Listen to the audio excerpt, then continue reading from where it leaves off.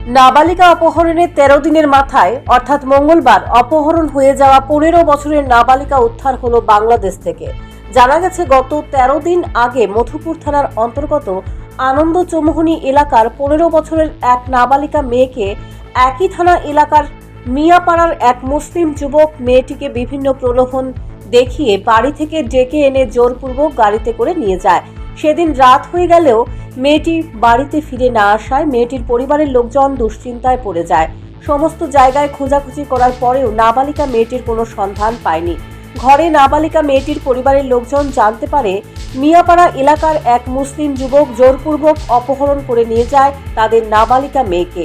এই খবর পাওয়া মাত্রই নাবালিকা মেয়েটির পরিবার মধুপুর থানায় অভিযুক্ত অপহরণকারীর বিরুদ্ধে লিখিত আকারে অপহরণের মামলা দায়ের করে। ঘটনার এতদিন হয়ে গেলেও পুলিশ নাবালিকা মেয়েটির কোনো সন্ধান এনে দিতে পারেনি। এরই মধ্যে সোমবার নাবালিকা মেয়েটির পরিবার সহ হিন্দু জাগরণ মঞ্চের কর্মীরা মধুপুর থানা ঘেরাও করে এবং এতদিন হয়ে গেল কেন পুলিশ মেয়েটিকে উদ্ধার করতে পারেনি তার জবাব চাইতে যায়, কিন্তু মামলার তদন্তকারী অফিসার সঠিক জবাব দিতে পারেনি। সোমবার রাতেই হিন্দু জাগরণ মঞ্চের পক্ষ থেকে বিষয়টি কমলাসাগর মণ্ডলে জানানো হয়। সোমবার রাতেই কমলাসাগর মণ্ডলের পক্ষ থেকে রাজ্যের বিভিন্ন জায়গা সহ বাংলাদেশে খবর নিতে থাকে। অবশেষে মঙ্গলবার সকালে খবর আসে মেয়েটিকে অপহরণ করে বাংলাদেশে রাখা হয়েছে। এই খবর পাওয়া মাত্রই কমলাসাগর মণ্ডল এবং হিন্দু জাগরণ মঞ্চের যৌথ উদ্যোগে বাংলাদেশে যোগাযোগ করা হয় এবং সেখান থেকে মঙ্গলবার দুপুরে বাংলাদেশ থেকে সীমান্ত পেরিয়ে রাজ্যে নিয়ে আসা হয়। 7 তারিখে আমাদের মধুপুর থানাতে একটা কিডন্যাপিংয়ের মামলা হয়, যার নাম্বার 10/2023। আন্ডার সেকশন ছিল 363/34 আইপিসি।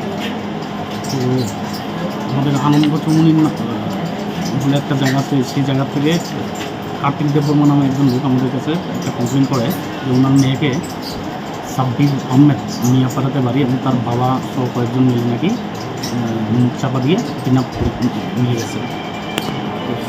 সেই মোতাবেক আমরা ঘটনা ছিল 2 তারিখে, তারা খোঁজাখুঁজি করতে ব্যস্ত থাকায় পরবর্তীতে 7 তারিখে আমাদের মামলা হয়। মামলার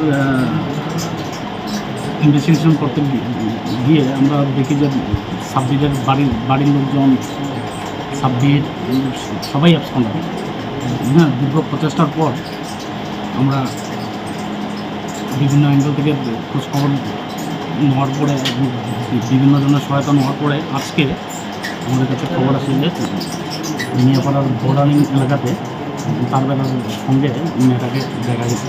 সেই মোতাবেক আমি যাই ইনভেস্টিগেশন অফিসার থ্রু গিয়ে সেখান থেকে আমরা মেয়েটাকে উদ্ধার করতে পারি।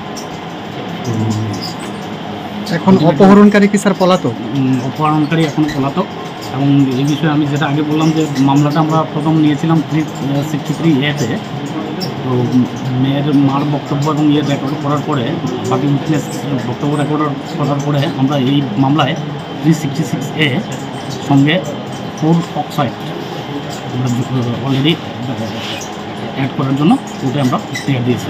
সেই সঙ্গে যারা